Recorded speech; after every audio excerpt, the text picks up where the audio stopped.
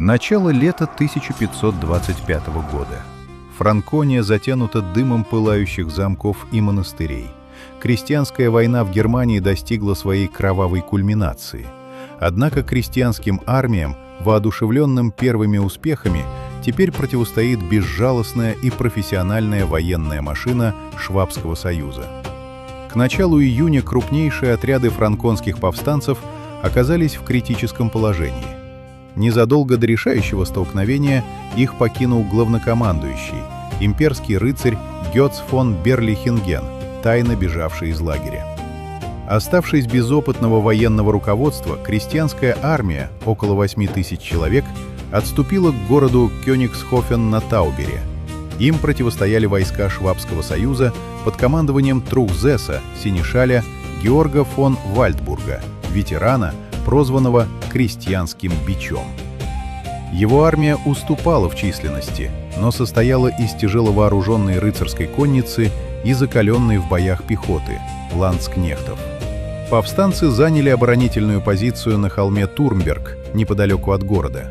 Осознавая уязвимость своей пехоты перед профессиональной кавалерией, они прибегли к традиционной тактике – выстроили Вагенбург, укрепление из сцепленных повозок, прикрывавший тыл, а впереди разместили захваченную артиллерию.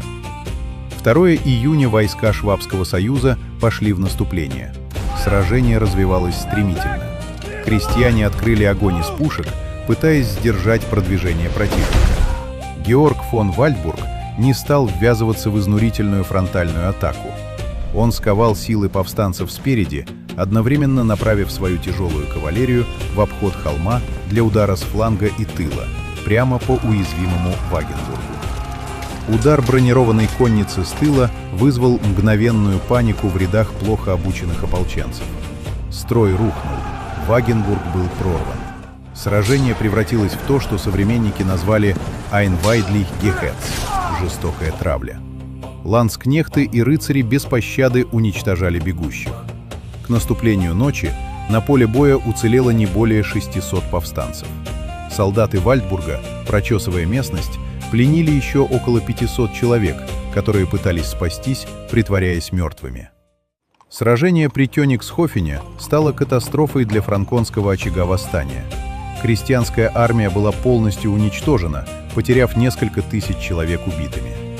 Спустя 2 дня, 4 июня, войска Швабского союза разбили остатки других повстанческих отрядов при Ингольштадте, окончательно подавив восстание во Франконии.